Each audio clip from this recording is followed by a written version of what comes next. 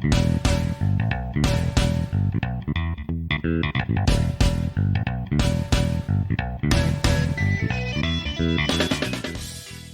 everybody, welcome back to The Goods. If in fact you are joining us again, we're a film podcast, if you haven't been here before. My name is Brian.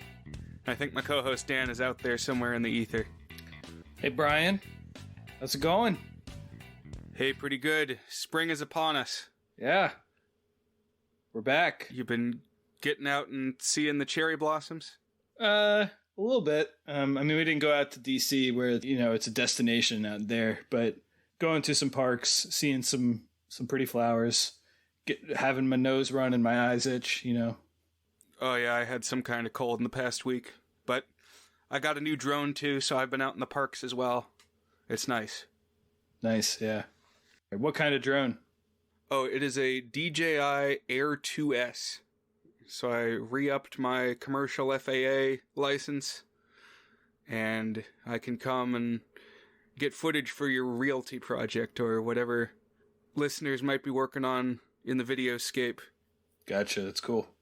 And as always, we've watched a movie that we want to talk about this week. This time around, it's our first ever Indian film. What we'll be talking about here in a minute, it's called Enthiran, or The Robot. What's been your exposure previously to Indian cinema, Dan? Virtually none. I was trying to think if I had seen any Indian films prior to this. I can't think of any. I've seen snippets of some and obviously things influenced by it and lots of parodies and references, but never a whole Indian film. So this was new ground for me. Yeah, I will also admit that my exposure to it had not been very broad at all. Basically, I had heard about Bollywood. And what I knew about Bollywood was lots of people are involved. It cranks out lots of films. And as far as I knew, that was the Indian film industry was Bollywood. But I had some Indian friends in my college film program. And one guy in specific kind of opened my eyes somewhat by telling me that actually there are multiple different film markets and film production centers in India. Bollywood is based in Bombay, now called Mumbai, and they make films in the Hindi language. But, all throughout India, there are different languages, and it seems like if there's a big city where they speak that language, they are churning out films in that language. So, Robot, what we'll be talking about today, is part of the Tamil film industry. It's also called Kollywood, and this is based in the city of Chennai, which is the capital of Tamil Nadu, which is an Indian state. And do forgive us, as always, if we mispronounce something. Longtime listeners will know we've tackled a few Japanese films at this point. Recently we had a Chinese film. Thought it was time to check out South Asian cinema. So Tamil films is a secondary market to Bollywood. It says it accounts for a quarter of Indian film output. But there's also films made in Malayalam, and in the Kannada language. You got Bengali films, Marathi films, Punjabi films, Bhojpuri films. There's a lot of people in India and they're making a lot of movies, basically. It makes me think of a Simpsons joke where Apu is showing the family an Indian film and he said, "It was a huge hit. It made the top 400 the year it came out." That's pretty funny. Yeah, the Wikipedia article says that in 2019, there were 2,446 Indian films produced. Oh my. So top 400 is high praise. Yeah, apparently. Upper echelon. My wife, when we were in high school or maybe college, she and I think her mom or maybe her friends, I don't know, they watched at least once and frequently referenced this Bollywood movie called Bride and Prejudice. So it's like Pride and Prejudice, but with a B in the front. And it's kind of what you think of when you think of Bollywood. It's like big dance numbers. That's one thing I learned. I read a film history book recently, and like that's kind of always been a thing in India. It's never not been a thing. Is that the majority of films that like we as American audiences would expect to never have musical numbers, or at least not elaborate sung and dance numbers, they just pop up in every genre and they're always there. And anyways, Bride and Prejudice, big Bollywood style one that I've been thinking maybe someday I'll bring to this pod because I've never actually seen. Gotcha. Yes, that was one other thing that I knew about Bollywood films especially. I took an ethnomusicology course in college, which is study of the music produced in different cultures. And the teacher essentially said that music numbers are so big a part of cinema language in India that, like, to not have it in a movie would, like, almost make it not a movie. That's so wild. And so don't be surprised if some music numbers pop up in this movie we're about to talk about here. Now, I first came across Robot when it was featured at the William and Mary Global Film Festival in 2011. It's a 2010 film, and it was directed by an Indian filmmaker who goes by Shankar. I guess the full name is Shankar Shanmugam, but it's like Cher. He's just Shankar. Yeah, I think there's a lot of people in the Indian film industry similar. I was looking at some credits for some related films and lots of single names popping up. Yeah, indeed, the star of this movie is an actor who goes by Rajnikanth, all one word, too. And this was an international collaboration in some respects. That was how it was hyped at our film festival. So let's back up for a second. I want to talk about my involvement with the film festival at William and Mary. So 2010, my sophomore year, is really when I decided that I wanted to major in film. And that year I went to the college film festival for the first time. This was billed as a curated film festival. So some film festivals, if you're a big deal, people submit their movies to you, and like their new movies that they just made and they want to get exposed out there into the world. Well, this was not that. This was just the film teacher deciding what movies he wanted to show that year, regardless of when they came out. And the goal was just show some international movies. Okay, that sounds fun. Yeah. Yeah. This one was recent at the time, though. And some people involved with making the movie came to visit and do a Q&A at the film festival. I mentioned in the past one of the films that we showed, because I went to visit the film festival and see what it was all about in 2010. I decided I wanted to be a part of it. And so in 2011, I was involved with putting it on. And what I'd mentioned previously is that also in this 2011 year, we showed House, the supernatural Japanese horror film from the 70s. And actually the director of that one came and talked about it. It's so amazing, yeah. Which we talked about on The Goods. Right, and what was his name? Oamatsu, or I'm making that up. I don't have it up. Yeah, Obayashi. Nobuhiko Obayashi. That was it. Yes, he and his daughter were there and talked. And from Robot, there were some of the Indian filmmakers, but the guy who really caught my eye was a guy named Vance Hartwell, who was an American, and he was responsible for making some of the prosthetics here, like some of the physical effects, makeup work stuff.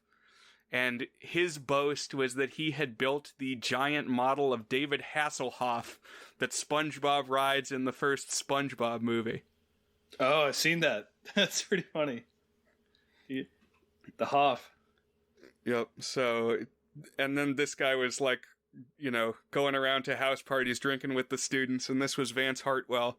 And we were Facebook friends for a long time, but then mysteriously he disappeared from my friends list. So I guess Vance Hartwell unfriended me. So you're on blast right now, Vance Hartwell. Well, maybe he deactivated his account or something.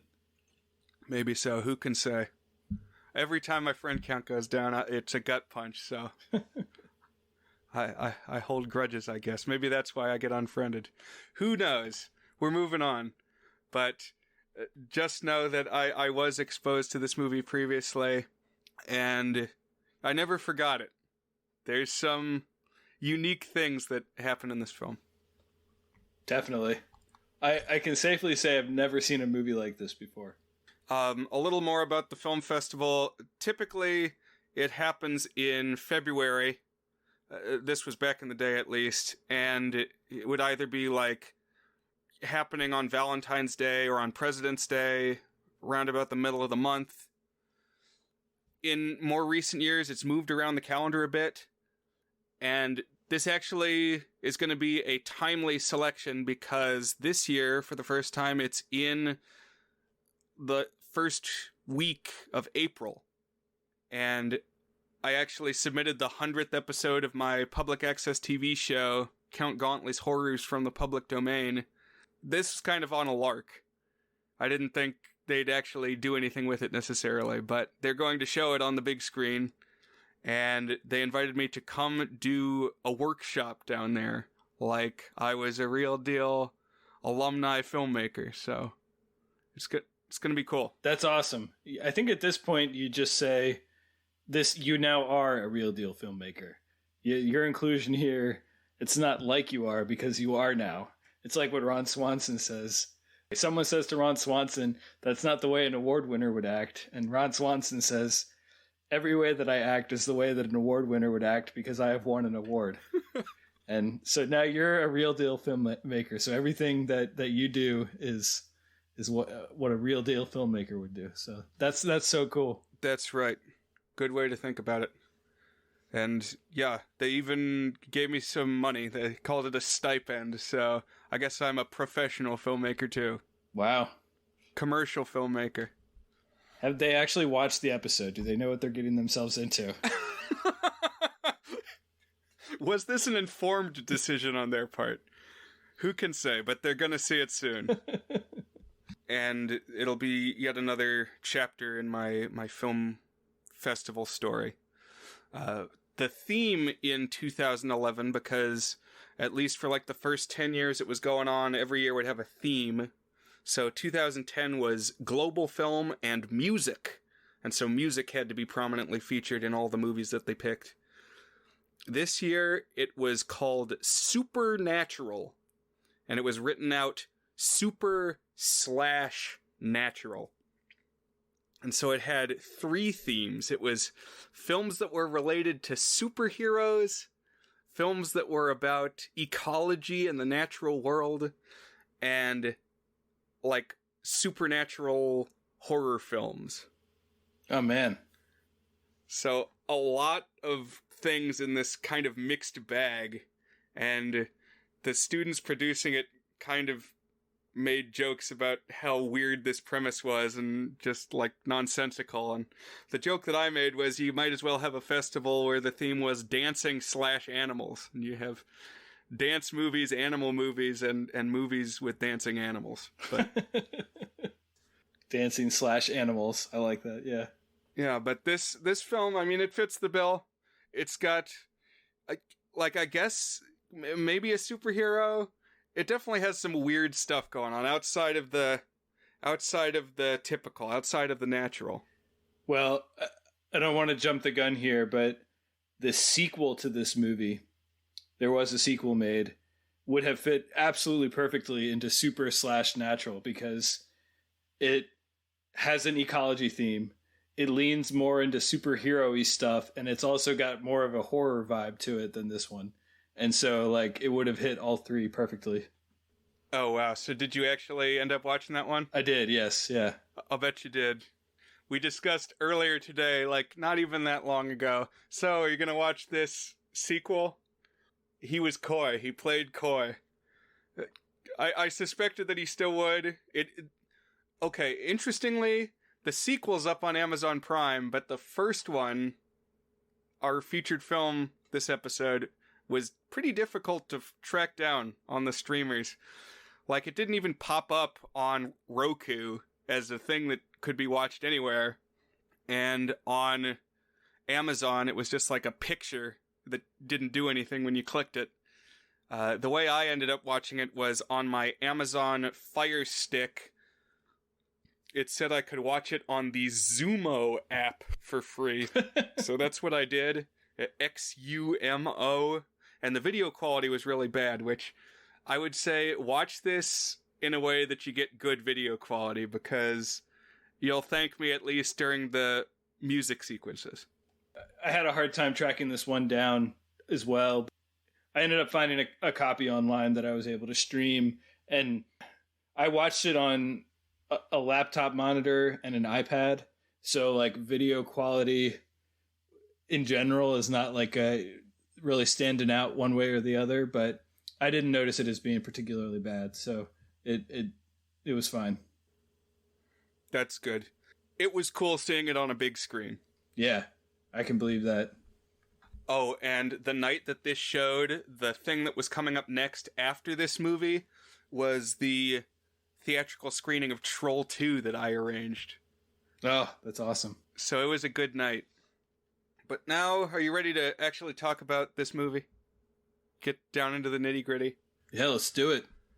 So the stars of the film, as I said, Rajnikanth plays a scientist named Dr. Vasigaran, and the other characters call him Vasi for short.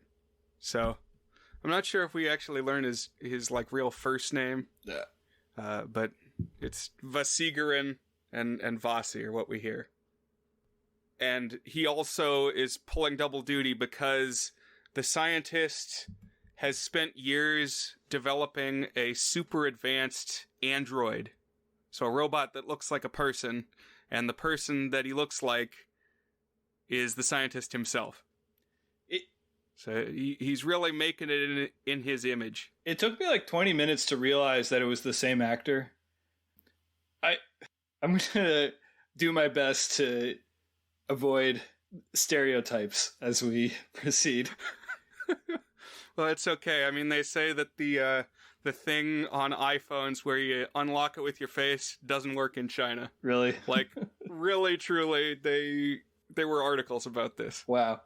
Oh man, great connection here. Did you ever see the show Better Off Ted? I have not seen that one. It was this corporate satire, had some of the talent from Arrested Development. It wasn't as good as Arrested Development, but it was quite good, and it lasted 1 or 2 seasons. Very funny, but its iconic episode is they introduce a bunch of automated technology using cameras into the workplace, and it doesn't work on any of the black people in the movie. And so they band together to go complain to corporate, and they get on the elevator. But the problem is the elevator has the same camera technology, and since everyone in the elevator is black, they get stuck in the elevator and can't get out. It's really funny. So the first 10 minutes of the movie is the scientist and his 2 goofy lackeys uploading different areas of knowledge to the robot. And so this robot is learning martial arts and dancing and all kinds of different skills that they're programming it to do. Anytime that they're in this lab, I just kept thinking of the movie Sleeper by Woody Allen. So this was an early Woody Allen movie before Annie Hall. Have you ever seen Sleeper, Brian? No, that's a new one to me. Trust that there's going to be a lot of other movies title dropped in our discussion here. Just other movies that we thought about. But Sleeper, Woody Allen plays a guy who, with cryotechnology, accidentally gets sent to the future. And the way that he makes it in the future is he pretends to be this, part of this series of these because Woody Allen's really short and scrawny. This diminutive little servant robots. And this lab has these robots that look exactly like Woody Allen dressed up as a little servant robot. So I was thinking of it the whole time. Kind of like a wobbly gait as they walk. Interesting. But I think you would like that one because it's like a dystopian future with robots and stuff, but it's also like a dumb slapstick comedy. So it's got a pretty interesting blend of tones. Nice. Yeah, love a good robot movie, as it turns out. In our discussion this week, we've realized there's kind of a lot of robot movies out there. I'm sure you can think of a handful, listener. But while the guys are cooped up in the lab working on the robot, we see calls and texts are coming in from a woman named Sana. Soon we learn that this is Vasigaran's fiance, but he's neglecting her because all he cares about is making this robot. She's played by Aishwarya Rai, who happens to be the star of that movie Bride and Prejudice that I mentioned. Oh, no way. Yeah, it's crazy. That's pretty cool. Apparently she's not the star of the sequel. She's not in the sequel. Is that true? Yeah, she only appears as in a pictures in the sequel. Okay. Like she's on travel and she calls, and so you see her picture on the phone, and then I assume it's not actually her voice, but you hear a voice that's supposed to be her. Uh-huh. Well, at least you get some explanation. But she is insanely beautiful, and the male actor lead is like just so looks like a total goober, and like I don't know. So a couple thoughts on that is, I mean, he looks all right in the movie, but if you look up a picture of what he looks like IRL, he is ugly. He is really rough. Like, all his hair, I mean, maybe in 2010 he had hair, but he doesn't now. So maybe it's a wig even at this point, but he was pulling above his level, pulling above. He had game. That's right. Well, he runs his own robotics lab, so he's probably got some money. But yeah, he's doing okay for himself, and yet he's ignoring her. And so finally, when she is able to reach him, she's like, "I got to call off this engagement because you're completely ignoring me." But then when they like meet to give each other, back all the gifts that they've exchanged, and just, oh, here's your toothbrush from my apartment. Give me my toothbrush from your apartment. And they're exchanging all their stuff. He says something like, well, we've kissed 500 times, so you have to give me back all those 500 kisses. And that weird line of logic works, and soon they're making out, and then the stormy waters are calmed for a while.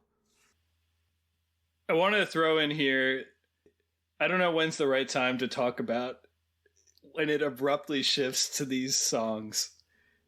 Yeah, so this is where I was going to do it, because okay. when they're, kissing 500 times, it like fades into a music number. And this happens multiple times in the film. I think this is the one where they're out in a desert, and at least one YouTube comment I saw said this is in Brazil. Definitely some of the music numbers are filmed in exotic locations in, like, countries that aren't India. Interesting, yeah. This is the one where this actress, she's kind of dressed down. I mean, you can tell she's beautiful from the start, but then it jumps to this number, and she's like heavily made up with elaborate hair in this form-fitting dress, and it kind of hits you the disparity in the looks between the woman and the man. And she's got like these 4 super colorful dresses that she switches between throughout the song. Yeah, so many costume changes in this movie during the songs. Like, even over the course of a musical number, yeah, they'll have like 4 sets of costumes. And I think in this first one, it's just the 2 of them. It's like her dancing around this desert oasis, and he's like pretending to play the guitar. He's like sitting on a chaise lounge. Oh yeah, this one's crazy because they have what might actually be a drone shot or a helicopter shot, and it's like hundreds of feet in the air, and you literally can just see the two actors dancing across this desert. Like it's like a square mile you can see, and it's just those two people. It's no film crews or anything in sight. It's pretty crazy. Yeah, amazing visuals. Like everything about the production value seems to jump when it'll cut to one of these songs. But pretty soon we go back to the plot proper. The scientists are continuing to develop this robot, and eventually it gets to a point where it's complete enough that they can take this robot around and show it off to people. So one of the first places that Vasigurin takes the robot is to his parents, introduce his mom and dad to the robot, and his mother gives the robot a name, which is Chitty. Chitty Babu, but for the rest of the movie, everybody calls him Chitty. And I don't know if this is a common Indian name, but what it had me thinking of the whole time was the film Chitty Chitty Bang Bang, where they call the car Chitty for short.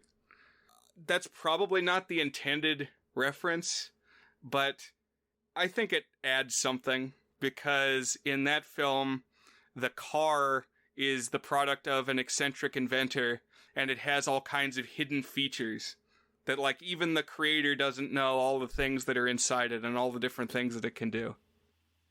I just kept hearing shitty when I knew it was chitty because I had subtitles, but shitty. I was like, okay, that sounds like they're cursing out this dumbass robot. But yeah, one question I had, maybe I'm just dumb on filmmaking. How did they always have him, the robot, and the creator in the same frame? It was really seamless sometimes. I mean, they probably did like a double exposure, not exactly double exposure, I don't know what you call it, but like digital editing, kind of like what Robert Rodriguez does in some of the Spy Kids stuff. But I was like, I didn't notice the seams as often as I expected to. Right. It is interesting. They do a good job. Especially there's a couple moments where they like hug each other. And they like actually lean in and touch each other. And it's like, okay, now they're showing off. And it works pretty well, especially considering some of the effects, you definitely see the seams. Yeah. Anytime something is CGI, it's rough. Which, I mean, all the more props then to their practical effects. Right. Another place that Vasi takes Chitty to show him off is this international panel of robot experts. It's presented in English, so like people are here from a bunch of different countries, are supposed to be. That is kind of an interesting thing. I mean, they speak English in India. It was a British colony. And so kind of a weird after effect of that, a legacy, is that I don't know the word for it. Like, you know, there's Spanglish where it's Spanish and then all of a sudden there will randomly be a word of English. Well, it's like that, but Tamil, and then all of a sudden they'll say like 5 words in English and then go back and forth. Really threw me off. It was just so distracting when it's like when they would start talking in English. It's like I'm used to either tuning you out or listening. And then if I hear you say the thing and I'm not expecting you to, it throws me off the game, especially when it's like a thick accent. It's like the audio equivalent of Uncanny Valley in my brain there for a second. It's like all of a sudden they'll end something with, you know what I mean? Yeah, exactly. Or, it's impossible. While we're on weird ticks, okay, they kept doing a thing that must just be an Indian thing, where like when they are enthusiastic about something, they end the sentence by pointing their finger forward and saying dot, which I'm assuming is like a cultural thing and not something that was made for this film. I took it another way. I think that's just a quirk of the scientist. Interesting. So you think he does that? It's like, you know, it's like saying period, I guess. He's like emphasizing it. But what this guy says is dot. Okay.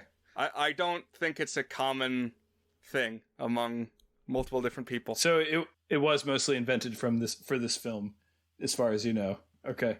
That's my assumption. Though again, I haven't watched many Indian movies. I just thought it was a geeky thing that he does. Right. But at this robotics convention, the presentation of Chitty is witnessed by Vasigaran's old teacher, Dr. Bora, who we're getting bad vibes from right from the start. And Bora is awestruck at how sophisticated Chitty is. We're soon going to see that Bora has his own rival robotics lab where he's working on an android too, but nothing he's made is getting near the level of how advanced Chitty is.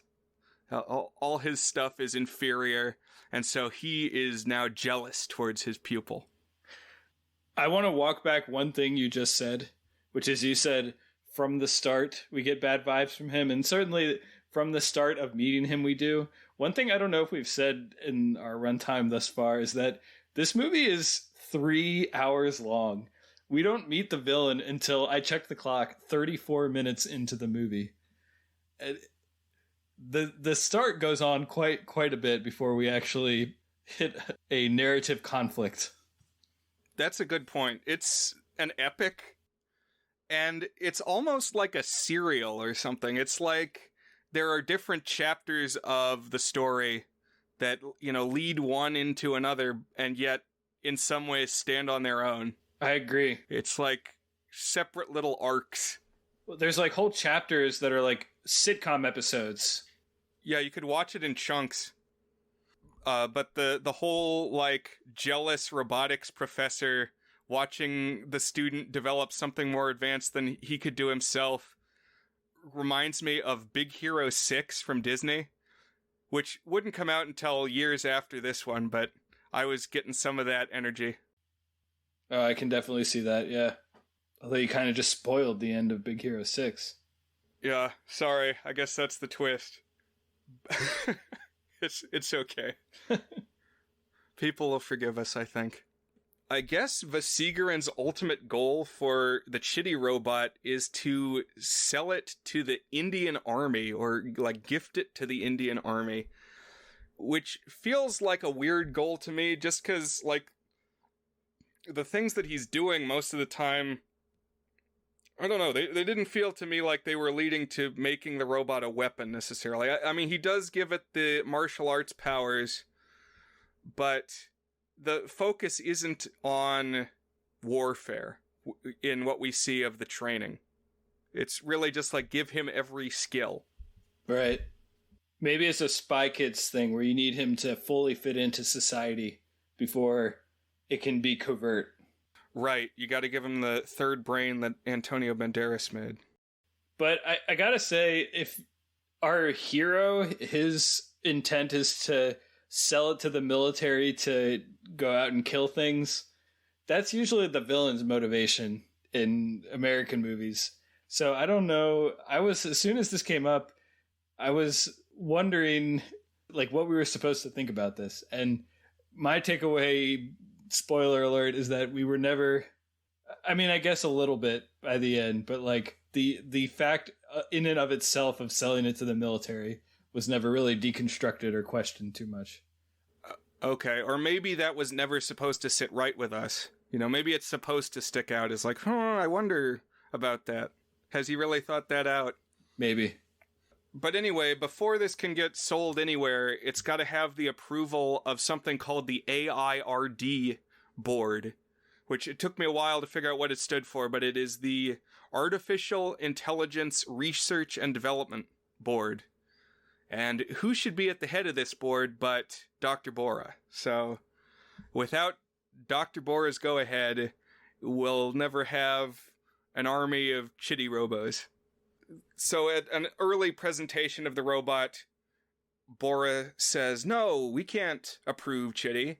And because of what we, the viewers, have seen, we know that he's super jealous and he doesn't want to let Vasigaran's star outshine his own. So he's gonna, like, artificially hold back Chitty if he can. But the excuse that he gives here is that he, like, shouts out a string of commands to Chitty and the robot is following all the instructions, and then suddenly Bora yells, "Kill the Seagarin!" And Chitty is just about to do it, and Bora stops him and says, "See, he does whatever you tell him to do." So that's like unlimited potential for following any order, and he's got to have some kind of constraint. So no, we're not going to pass the robot. Good. Yes. We don't. I'm on board. Yeah, I agree. Some of the things that Bora does are sensible, but obviously Vasigarin is miffed. He wanted his robot approved. He wants to make more robots, get them out there into the world doing their robot thing. On his way home, he just chances across a burning building full of people, Outsiders style. We don't know why the building's on fire, but it is, and there's people in there, so there's rescuing to be done. And he sends Chitty in there to get out as many people as he can. So, cue some weird CGI, because immediately the high heat melts off his skin, and so he's running around as this, like, less realistic looking version of those robots from the Will Smith I, Robot movie, basically. That was my thought too. A very iPod looking, like, white smooth robot underneath the skin. He's jumping in and out of the wreckage, rescuing people. And it's all getting captured on TV cameras, and there's a growing crowd, so everybody's witnessing his heroism. But then the robot jumps in and rescues a woman who was trapped in a bathtub. I guess she was taking a bath while the building was burning down. And she protests, "Oh, you can't come in here because I'm naked. Don't touch me, I'm naked." And he grabs her, and saves her from a fiery death. But the only thing that matters is she's naked to her. And now she's outside in a crowd of people with cameras rolling. And this is so shameful, I guess, that she immediately runs into traffic and kills herself. She gets hit by a bus like Regina George in Mean Girls. Yeah, and it's caught on camera and immediately televised, because I guess there's no 5-second delay. So, cultures are different and all that.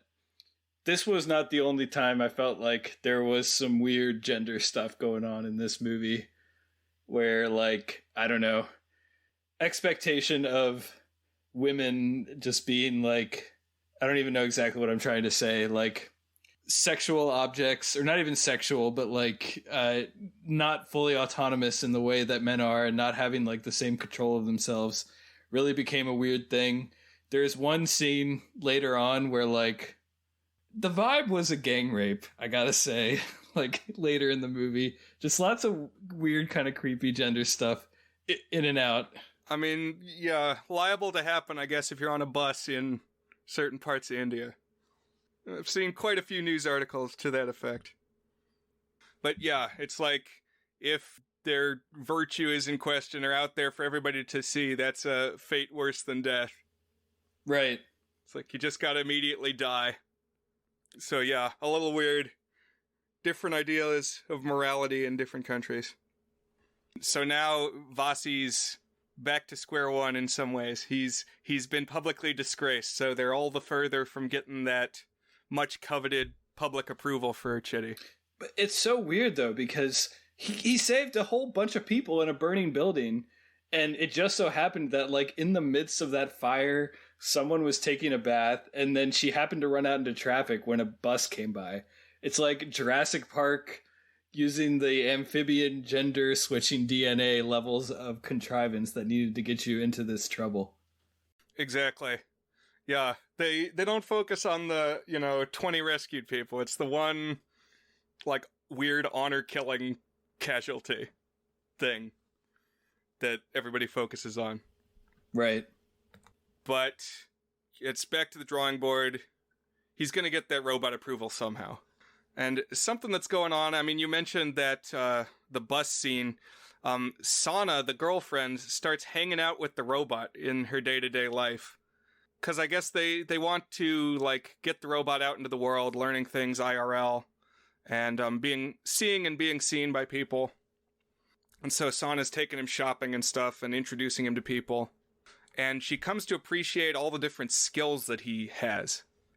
Like, we find out that Chitty's an excellent cook. And obviously earlier we saw that he's like a master martial artist.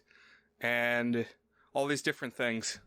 And yeah, there's a scene where she's like about to get gang raped on a bus. And he turns into Bruce Lee and is kung fu fighting everybody.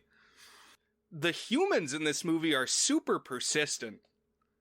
Like, you would think after a whole train of people have all been kicked in the face by a superhuman robot, like once each, that would be enough to just stop and say, we can't do anything here. This is like a tiny Godzilla. There's just nothing you can do to this guy, so let's give up. But no, people stick to their guns here.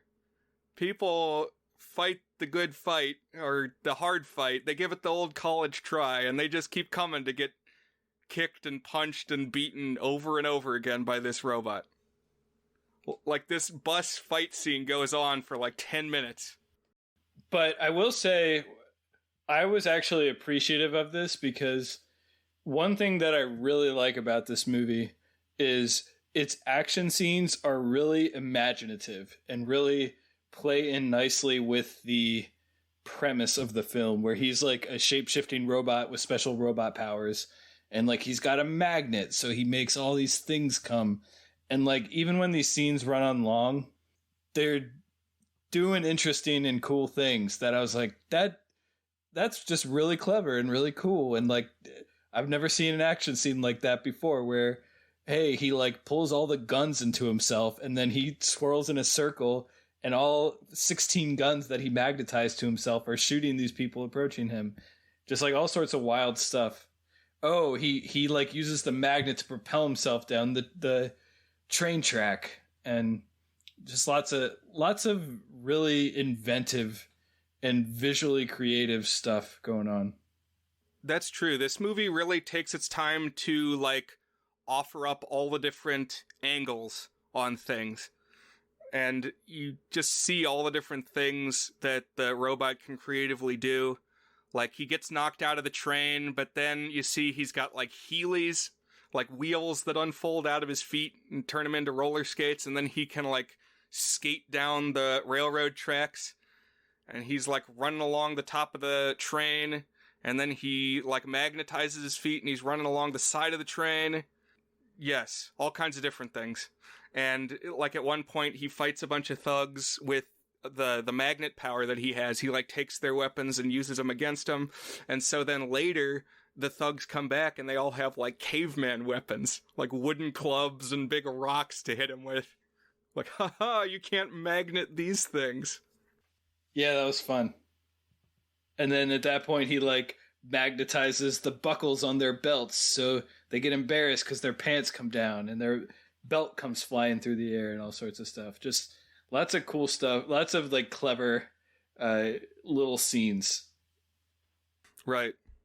And I think what we have to take away from this movie, the real moral, is that if you're going to make a copy of yourself, don't make it superior to you. Like, don't make a clone of yourself who's better at every conceivable thing than you are. And if you do, especially don't let it spend time with your girlfriend. It's not going to end well.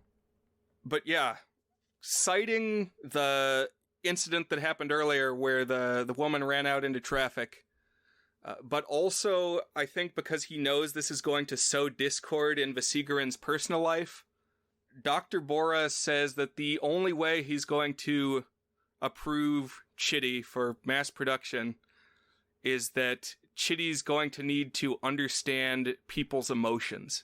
He's going to need to know how to react sensibly to human sensitivities and sensibilities. This is, pretty common ground for robot stories. It's like, we got to make the robot more human. We got to teach it to love. I mean, there was a Gauntlet episode about teaching a robot to love.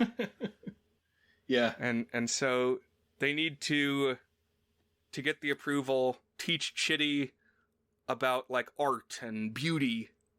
Vasigaran even says that he gives it Hormone software. Which I feel like if you're going to replicate elements of the human experience, having strong visceral reactions to hormones might not be the first thing I go to. What would you do, Dan? What would you do differently here when you're building your android? So it comes up and then is briefly discarded. Does it follow Asimov's 3 rules? And it doesn't. And I feel like I would start with, you don't hurt people. Just like anytime you take an action, calculate, will this hurt people? If it's going to hurt people, you don't do that thing. And like, I don't know, I feel like they could have used that as a starting, they could have used that as a starting point. Like I'm in the software business, and there are ways to write basic if statements. Hey, if blank, then throw exception, as in stop doing whatever you're doing. And I feel like the programmers could have done a little bit of debugging on what is a very important element of this. I mean, I guess if the idea is you're making a Iron Giant-esque big old gun that's going to go and kill people for the army, then, you know, that's probably not a fail-safe you've built in. But if I were making a robot, that's where I would start. Yeah, as we'll see, maybe the hero and the villain's goals are not too different in the end, but yeah. So now Chitty does get the approval of the AIRD. Bora gives him the go-ahead, and at this, like, Star Wars medal ceremony that they have for the robot, Sana kisses him on the cheek. And obviously he's just been shot up with hormone software. So now the game's afoot. We get this music number where the robot has his sexual awakening. This is the best number, yeah. The best in the movie. Yeah, it's really good. They're like C-3PO, and she's dressed like various sci-fi tropes, and just lots of crazy cool color designs and production designs and costumes and stuff. I love this number. Yeah, because we get a CGI sequence where we're like going through the inner workings of the robot, and then it goes to this big hall where Sana and Chitty are, but then there's also all of these like Daft Punk robot dancers, and they too have like 4 costume changes, because they start out shiny silver, and then at another point they're shiny gold, and then they have a costume change to like this matte brown, like clay color, almost like the putties from Power Rangers, but they have spiky heads. It's really visually interesting, and they're all doing this choreographed dance. And like from now through the rest of the songs in the movie, every musical number has these huge troops of background dancers, like 50 men dancing with the men and 50 women dancing with Aishwarya Rai. Like, it's a ton of people. Really big undertaking. Yeah.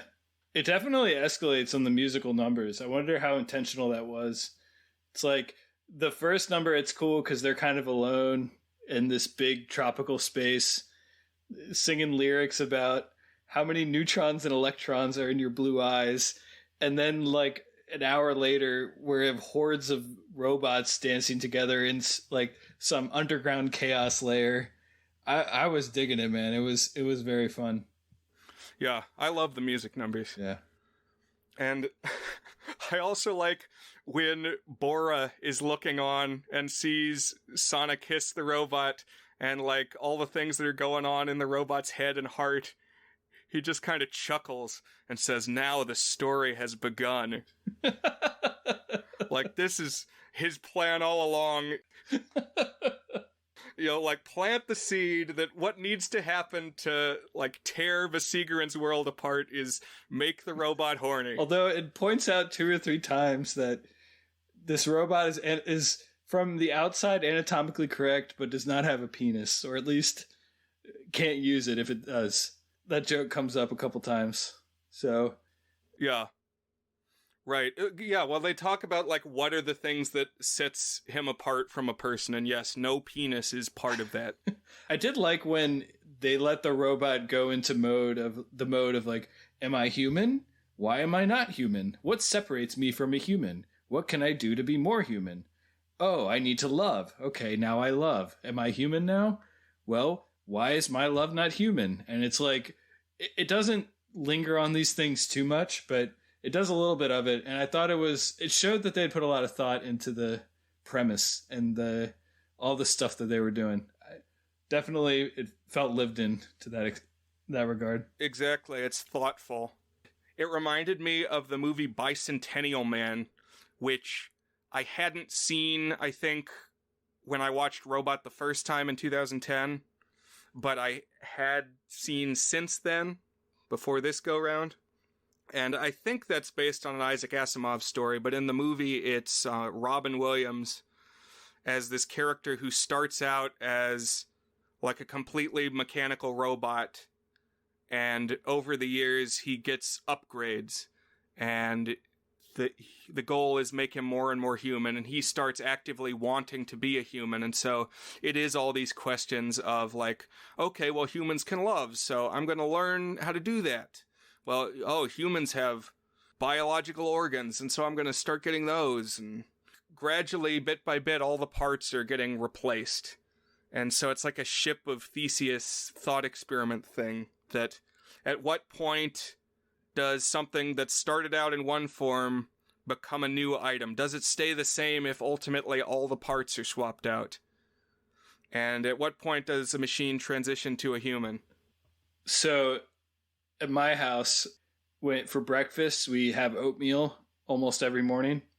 And we usually don't finish the whole batch of oatmeal.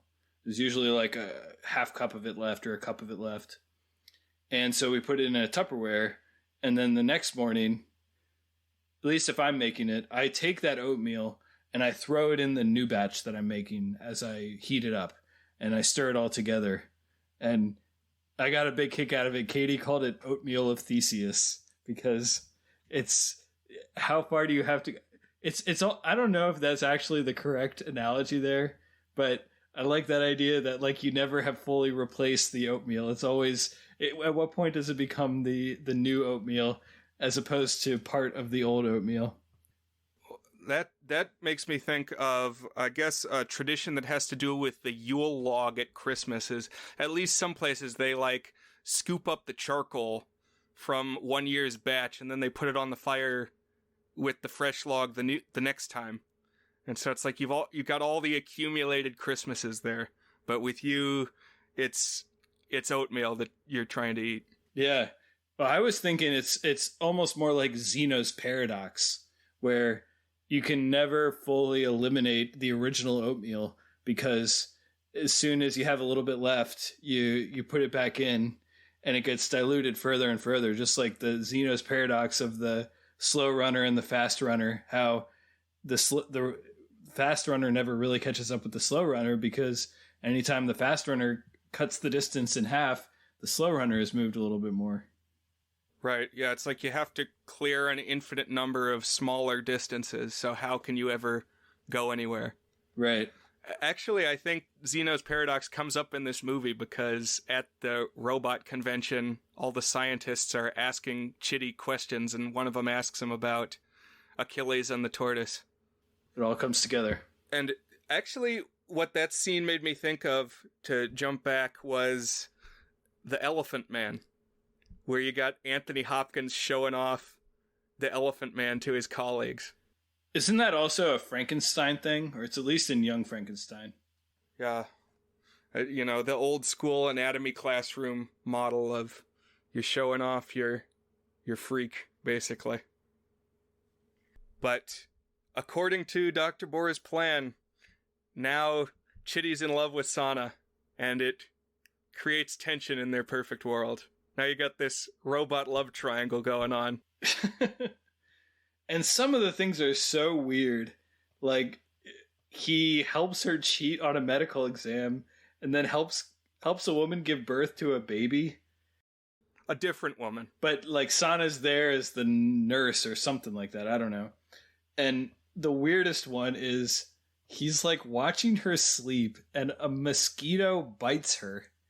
Okay, yeah, sure, that happens. And then he like vows vengeance upon this mosquito and chases it to this utter colony of mosquitoes and is like trying to find the exact mosquito that bit her so he can retrieve it and bring it back to her and show her he found the exact one and then kill it then. And to do this, he talks to the mosquitoes. He apparently has mosquito language. Get burying the lead here. You can talk to animals now. That's a great technology. Did you just happen to like just invent that on the fly as you were building this robot? I don't know.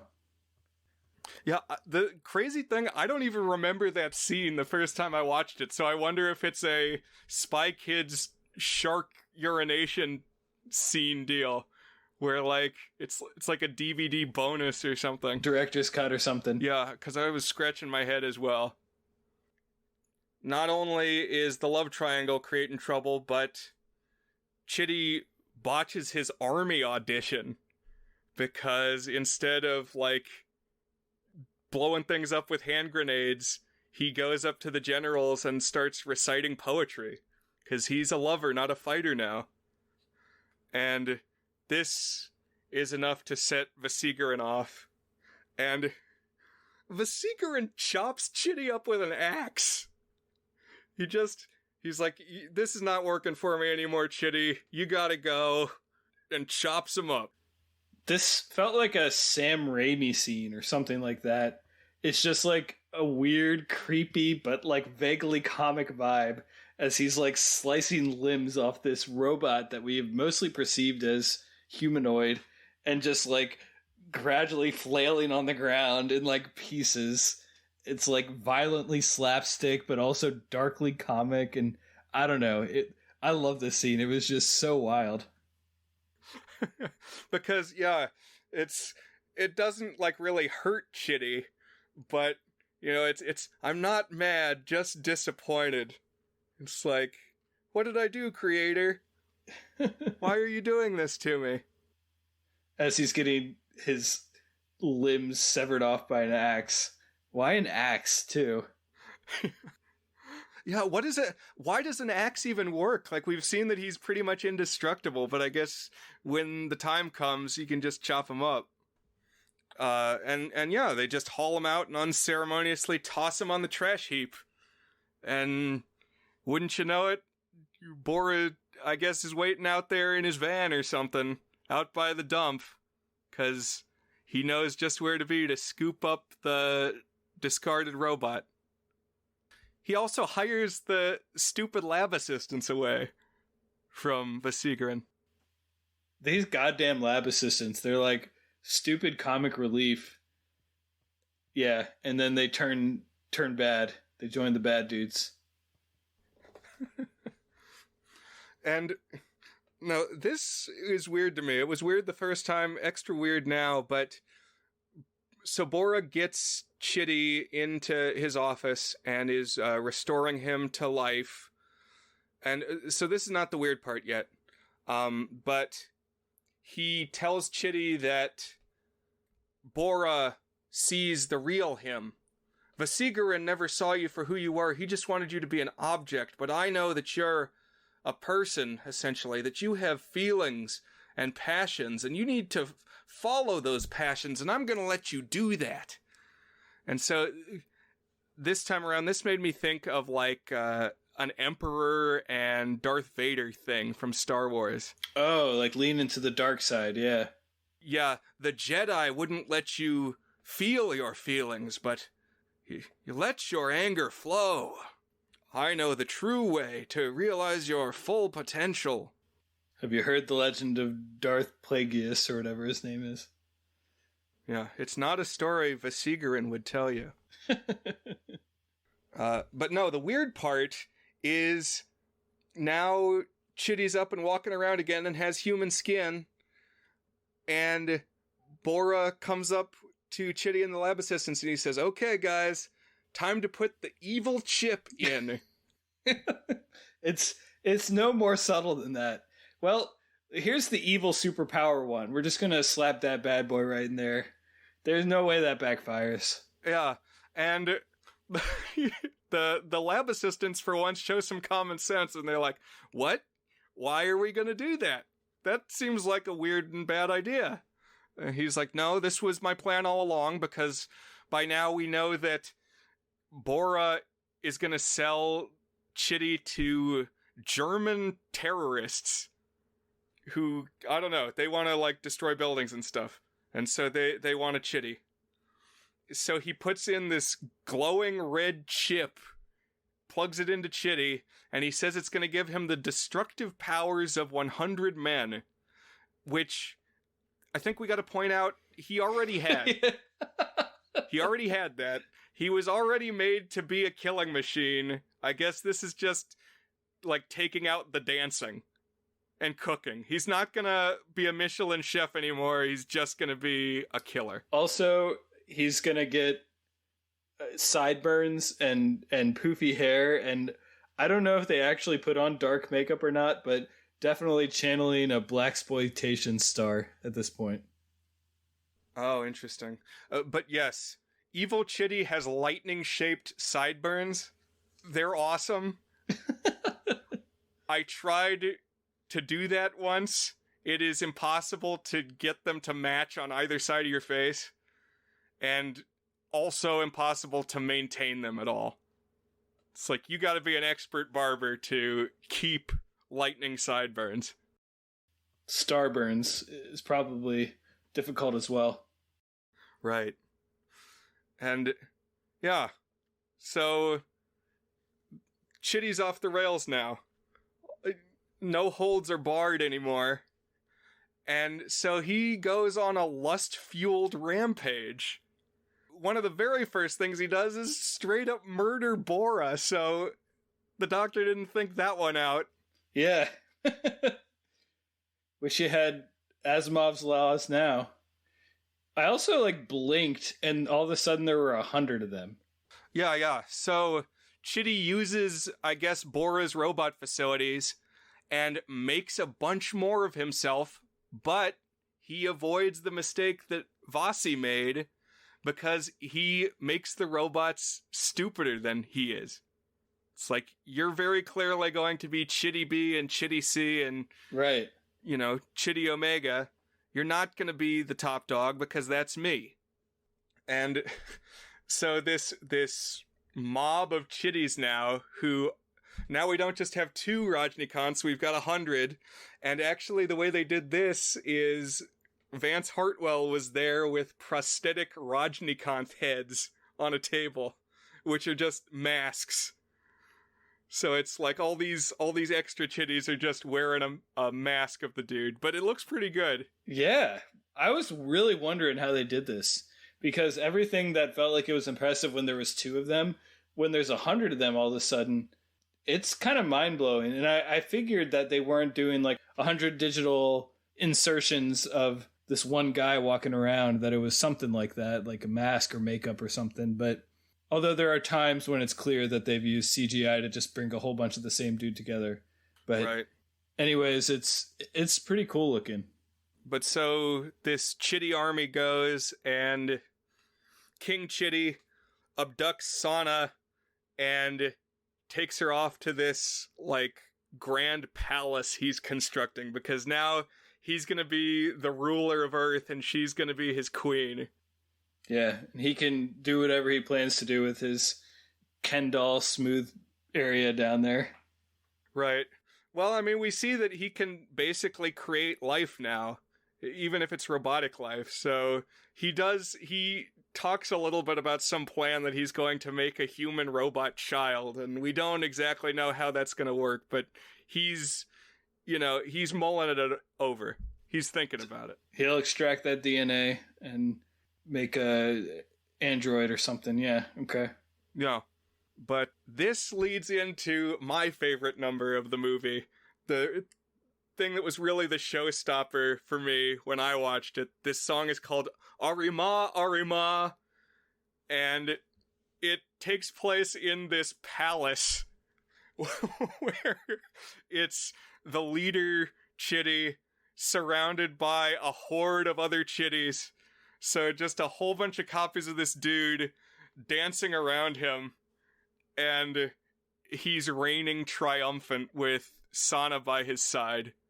I just love this sequence. There's also robot lions. He has like robot lions guarding his throne years before the Katy Perry Super Bowl show where she had robot lions. So I wonder if she saw this. Actually, she had the sharks. Maybe it was Lady Gaga who had the robot lions. I think it was Katy Perry, though. I think it was during Roar. But I thought back to Arima Arima. I think Lady Gaga is a good touch point because I don't know what you call this aesthetic, but like this kind of exaggerated 1950s vision of sci-fi brought into like a sort of gothic 21st century with like slightly creepy sexual vibes the whole time is like very much Lady Gaga, Bad Romance, her music videos, her general vibe. It's definitely a spiritual cousin to the strange energy of Lady Gaga here, I think. Yeah, that feels apt. But I'm not doing enough to sell this music number. I really love it. Like, just that there's a million of him dancing around in formation, and they're doing their, like, soldier march around this arena, and they all have the lightning sideburns. Really cool. And I think this is the one where she kind of like hops around with a purple dress and a purple cape, and she like has this weird dance. Yeah, she's doing like butterfly moves with her flowing cape. And at one point they make a bunch of copies of her, and that's like a green screen effect, but even that is visually interesting, and it's like an echo of her, so they like each copy makes the same movements as her, but like on a delay. And so she's like doing the wave with herself. That's pretty cool, yeah. But also, while Chitty's on his rampage, he's killing just hundreds and hundreds of people. Like, mass murder. Kind of like Grand Theft Auto, where, you start a little trouble and a cop shows up, and then it's like you blow up the cop car, and then it gradually escalates. And, like, more, the SWAT team comes, and then it builds. Same thing here with Chitty. So there's just these extended scenes of carnage, and again, the people persist. They don't give up. They keep trying new things. I like the clone theme, too. Especially when the robot was initially already a clone of the scientist. You just get into some weird, like, mirrored themes of the freakiness of having multiples of yourself. It's just like an unnatural alien thing that it's really cool when it gets brought up to the exponential alien level. Right, because I like some of the things that Chitty does with all the copies of himself. They form into these giant constructs because they can stick together magnetically. And so they form a bunch of different objects. Like they form into a sphere, and then they all pull out assault rifles, and so they're shooting from every direction at once, but then the ball starts rolling around, so it's just this death ball of 100 chitties.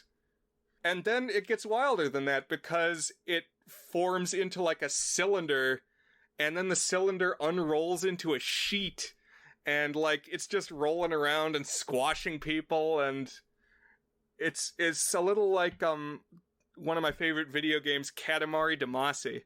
Yeah. Where it's just a rolling ball of destruction. And then, of course, he's got to make a giant humanoid form that's made out of a bunch of the little humans. And so that's running along, stomping on buses and things. Gotta Megazord it. Oh, and it turns into a giant cobra. There's a huge snake of chitties, and like it even opens its mouth, and it has like two little robots as fangs and a waggly robot as a tongue. I enjoyed this. Yeah, this segment really raised the bar for how imaginative these fight scenes were. it did really cool stuff with, it's almost like particle effects in video games, like all these components assembling. And what are some weird things you can like get these things to do if you have a whole bunch of discrete molecules like voxels or whatever, and you get them to behave in some combined, unified way. Mm-hmm. Or like magnetic, what's it called? Is it magnetic sand or something like that? Like the way things you can kind of shape together. Oh, yeah, where it forms into the like little spikes. Yeah. Yeah, it's cool. Most of this movie, I was not impressed with the CGI, but here it works well when he's making all these different big forms, because, you know, it would look a little unnatural if this was going on. Eventually, though, the humans are able to, like, blow off one of the clone robots and wreck it, and they scoop it up, and now Vasigaran is working with the army and the government, and they're like, you know, you created this problem, so you better do something to stop it. So he is able to, like, hack into this deactivated robot and, like, access the hive mind that's controlling them all.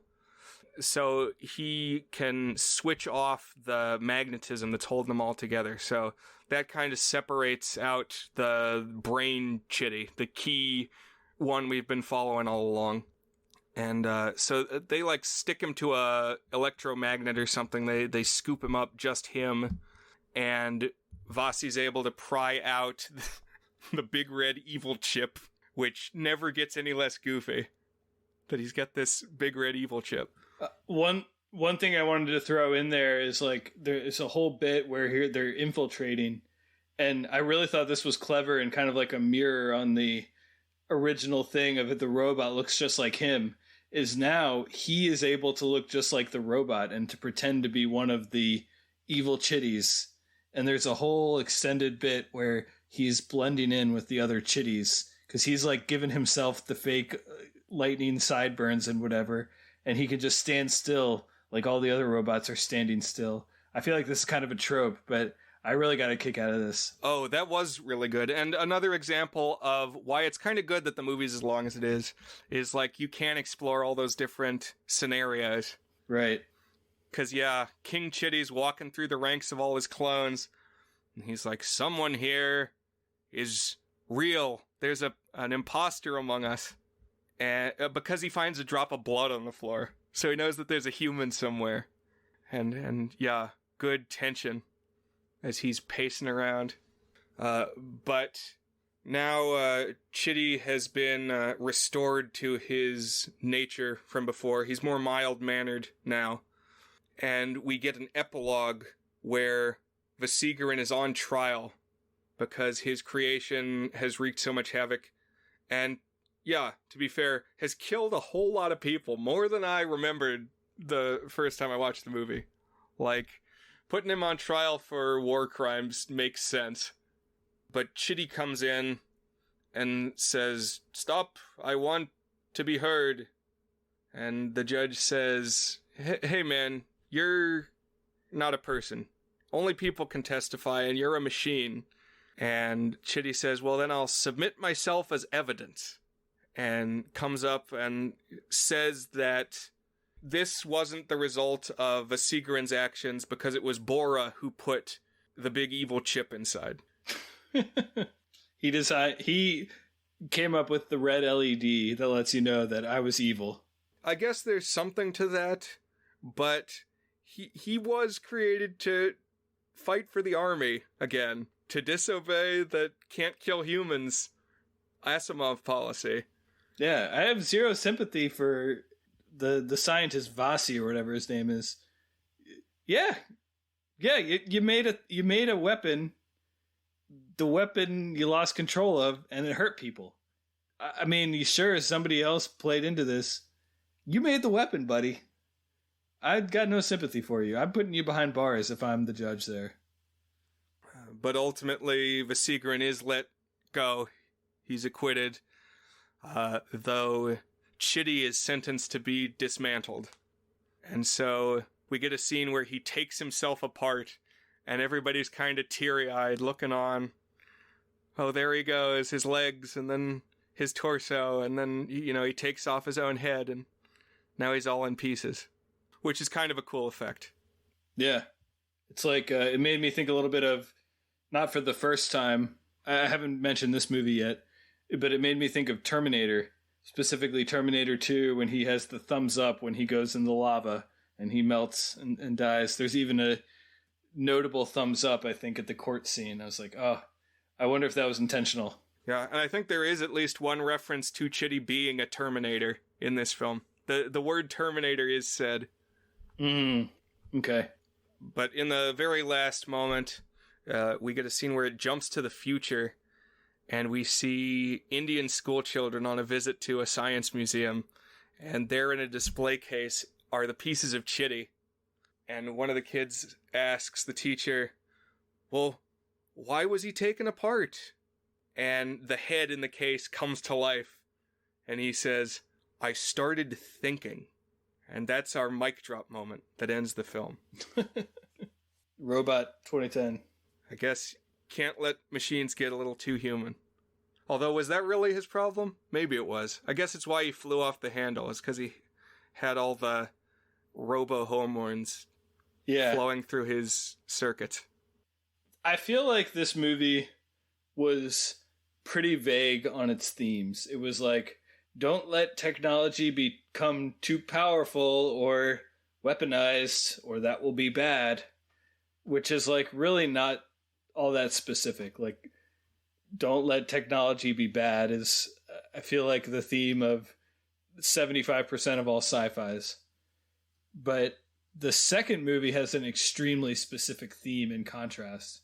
But I feel like for this first movie, it kind of worked because it's like a kitchen sink situation. They're throwing every theme and every idea that they could come up with out there. Yeah. Oh, what if the robot was a chef? What would he do if he was a chef? He would make everything really fast and really fancy and just like goes through a bajillion different little situations with the robot. And he can, like, read books really fast, and then he realizes that he's got X-ray vision. He doesn't even need to open the books. He can just look at the book for a little while and absorb everything that's in it. So, Dan, this is the point in the episode where we usually say, what are some good things we noticed and some not-so-good things? How are we feeling in the aftermath of Robot? I really like how imaginative and creative the action scenes are with the robots. Just from start to finish, it finds interesting things for him to do. But not just the action scenes, but like all the different scenarios. It felt like they spent days and days just jotting down ideas. What would you do if you had a robot? And then like came up with the 1,000 coolest ones and put them into this movie. Yeah, I mean, it's called Robot, and it delivers. It like thinks thoroughly about all sorts of different kinds of scenarios a robot could be involved in, and then throws them all in the mix. And I think the music segments add a ton of personality. They just, I mean, this style of music and dancing isn't exactly my style in terms of like what I get the most out of, but there's just so much energy and visual production in these that I was really feeling like it elevated the movie when it went into the music video mode. Absolutely agree. Like, every aspect of the production value gets higher when these things come on screen. I don't know if it was maybe even a different camera team or something. It just has such a rich look during the song sequences. Like, I think they said they shot in different countries. Pretty sure. There's a whole number where it looks like they're on Machu Picchu, and there's like South American dancers. Yeah. And they're like standing on mountaintops, and again, there's just this huge cast of background dancers, like 50 men and 50 women, and in the South America song, they've all got like elaborate feather headdresses, and there's like llamas standing around. It's nuts. And yeah, then there's these multiple numbers with all the robot dancers. And even when it's just the two of them, you get things like that big, wide desert scape that catch your eye and stick in your memory. Another thing I liked, the two leads are both really good in very different ways. So Rajnikant, who's the scientist and the robot and the evil robot, he's got this malleability about both the way that he plays each of those different things that you almost can't even believe it's the same actor, and just this physicality of like the things that he's doing, that he doesn't feel like a sexy fun movie star. It's almost like if Jack Black was a skinny action star, not a chubby goofball. Or maybe like a Jackie Chan, but not quite so into the kung fu, but with a little bit more variation in the way that he expressed himself. He's just like is hopping and bopping around the frame, and it's a fun performance. Like, it almost feels like he's as invested in the vision of this movie as the directors and writers might have been. Like, I wonder how much he was a voice in it too, because it really feels suited to his specific talents. You're right. I mean, I almost forgot that they were the same person, because like the robot really does feel distinct.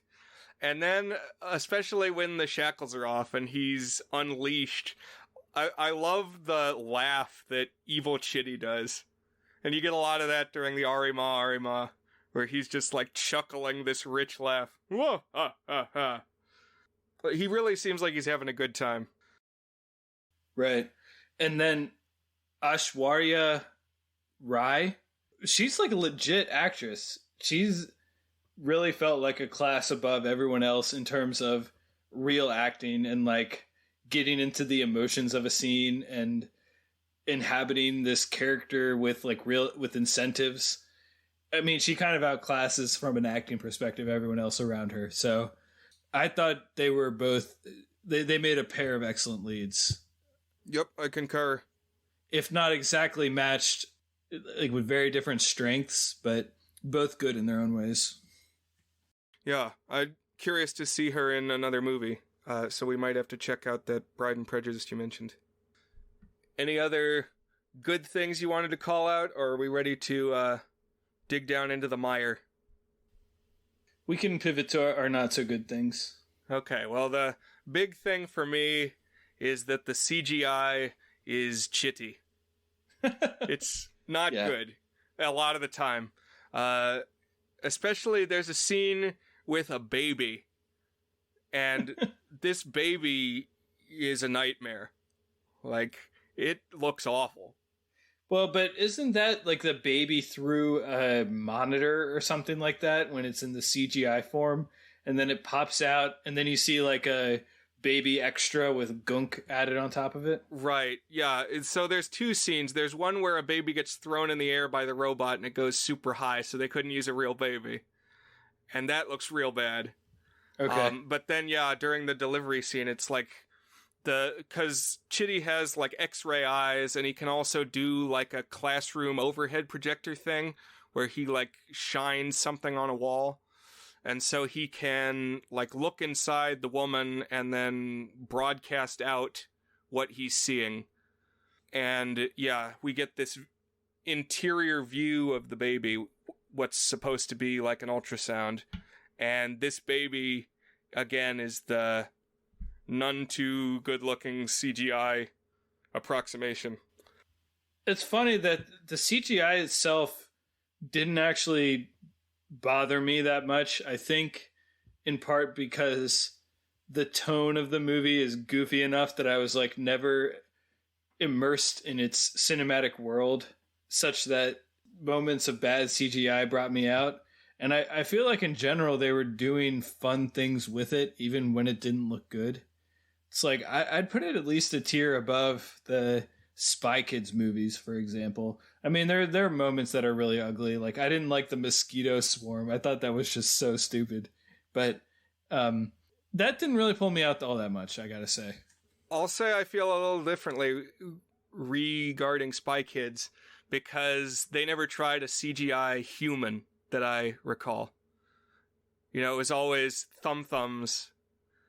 and always, various robot things and pogo toads, and never trying to do like a baby, which, hard to make a convincing human because we see humans all the time. So I guess kudos for them trying that, but it's very difficult. I mean, look at like the old Pixar short Tin Toy and the baby in that.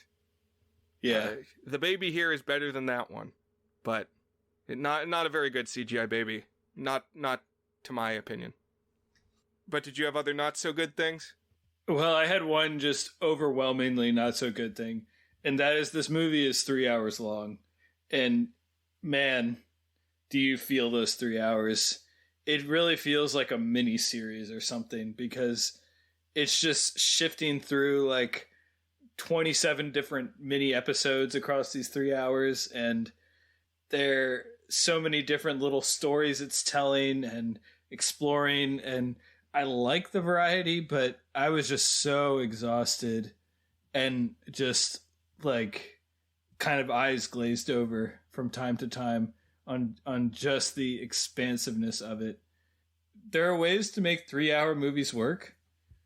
I mean, heck, I gave a 7 to a 5 hour stupid documentary of home videos not too long ago. But I just feel like when you're a movie like this, it's like a Marvel movie, but not even as dramatic as that. It's just thing happens. So episodic for 3 hours that even if many, in fact, maybe most of those mini episodes are pretty good, that I just get worn out by it. I don't know. Mm-hmm. What do you think of the length, Brian?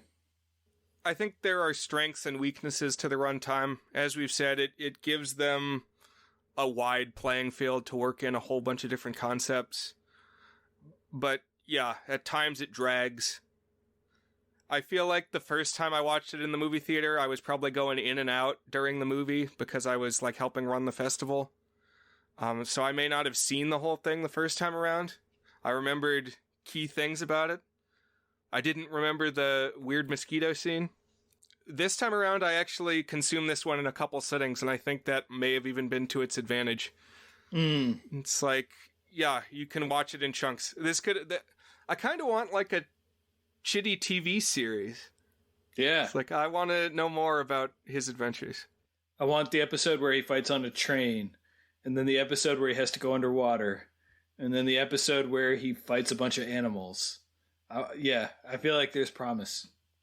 Yeah, another thing it made me think of actually was, have you ever seen the TV show Get Smart? No. The old one? Yeah, so it was an old sitcom about spies. It was a parody of James Bond, basically. Mm-hmm. And so there's this spy organization that the main character works for, and occasionally he'll interact with other agents on missions from his agency, and they've all got code numbers that they go by. And so Max, the main guy, he's number 86, and the main woman is 99. And there are other guys, recurring numbers that he runs into, 44 and 13, and they pop in and out. One who does not have a number, though, there's a character who is a robot, and his name is Jaime. He goes through some of these situations, and, he's got the stereotypical, like, doesn't use contractions and thinks of everything like Amelia Bedelia style, doesn't understand figures of speech.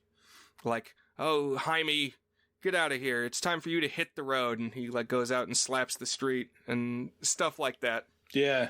So, yeah, it has its place in the history of robot cinema.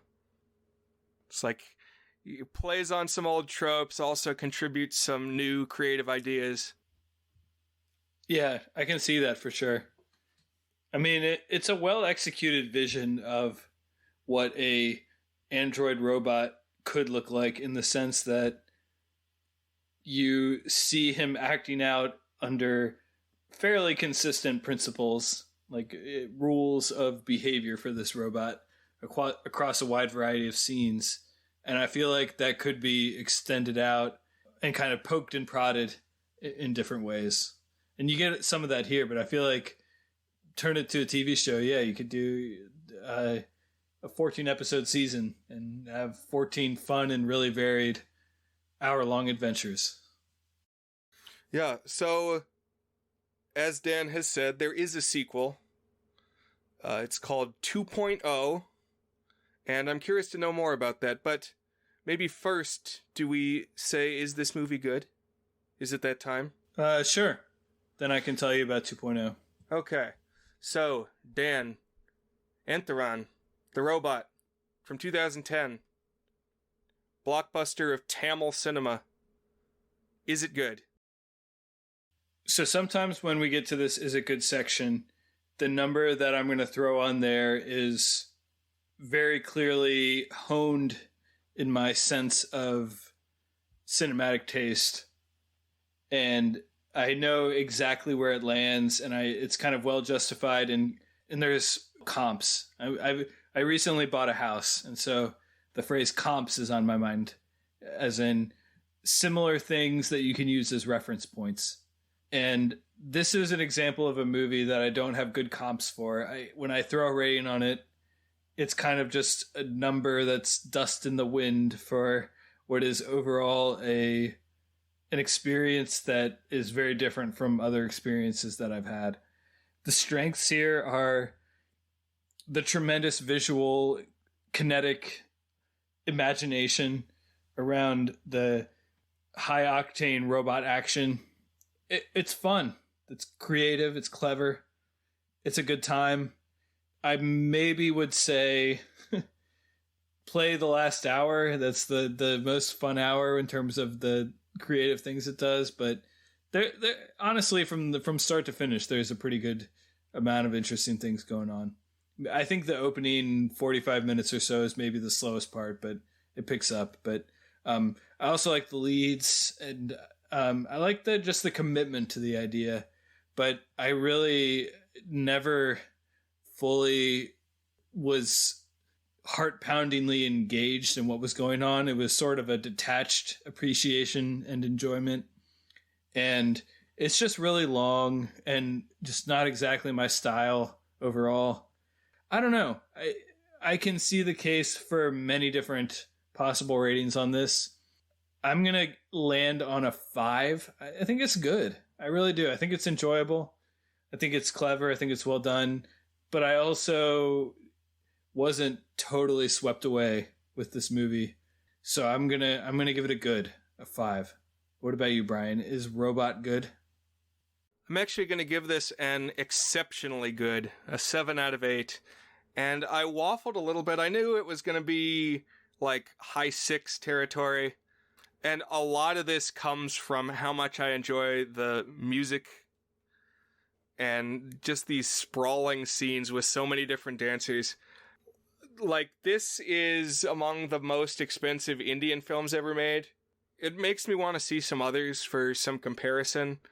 But, like, I wish I could draw on some of these resources, just how many people they were able to get involved and get into robot suits.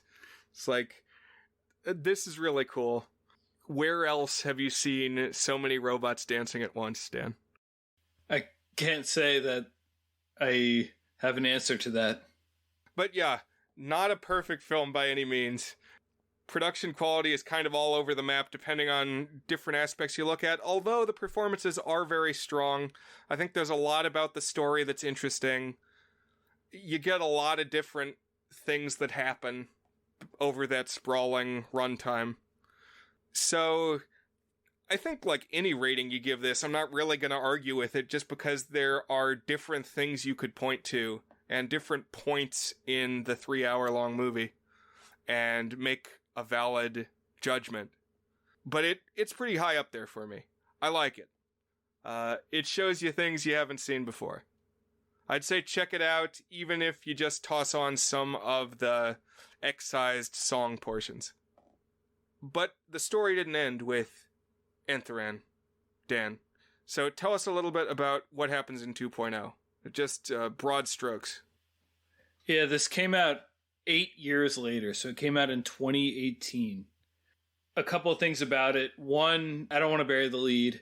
The lead actress is gone, as we talked about. There's no musical numbers in this, Brian. So right out the front. What?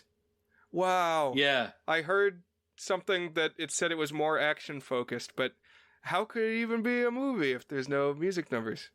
So there is one music number, and that is over the credits at the very end. Oh, all right. And that's a good number. It's actually well done, but it still feels like just tacked on at the end because the story is all wrapped up and that you're kind of, signing off or walking out of the theater and then they're dancing up there. Maybe you probably sit around and watch it, but, and they have a new actress in as the sort of attractive female lead. And she's a woman named Amy Jackson. So she's British Indian.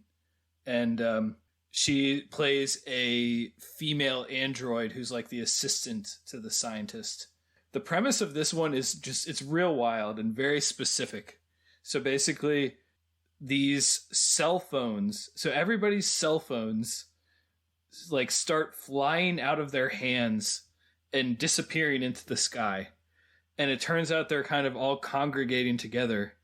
And we get these crazy action scenes where like the cell phones are like forming these different creatures and attack formations as if they're like all have a shared brain. And it keeps using this really recurring and really creepy effect where you think the cell phones are all gone and then all of them turn on at once. So like imagine the blue light of a cell phone, like when you hit a button on your cell phone or like pull out your cell phone out of your pocket and it's got that kind of fake mechanical blue light to it. And just like literally tens of thousands of them turning on at once. And sometimes you'll just walk into a room and you'll be like, something's not right here. And then the entire room will have been made out of these phones. And it's like one of the most unusual visual effects I've ever seen. Very cool. But it turns out like the premise is that there are ghosts in robot world and the ghosts have taken over the cell phones. And we get this like half-hour long exposition sequence where we learn that there was a scientist who, when he was a baby, he was resurrected by a bird and thus feels kinship to birds. And now he knows that cell phone radiation kills birds. And so he spends his time walking around and weeping on the ground as he picks up these birds because they've been killed by the cell phone radiation. And then when he died, he got his revenge by inhabiting all of the cell phones because he hanged himself at a cell phone tower. So his ghost got spread out to all of the cell phones in all of India. And now they're flying around doing these crazy effects. And so it's got these horror elements and some like kind of gruesome kills with these cell phones against like executives of cell phone companies. But it also has very much a Marvel vibe to it. It actually felt quite a bit like a Marvel movie in terms of just having a superhero vibe to it, where eventually the scientist resurrects Chitty, and Chitty is kind of plays the Iron Man role, and the evil robots end up eventually like taking this form of this monster. It's kind of like an Ultron-y bad guy Marvel vibe. And just lots of really creative visual stuff. So lots of cool action. Just totally out there. There is a baby in this one, but this baby is animatronic. And I think animatronic baby is better than bad CGI baby, although it's still clearly very fake.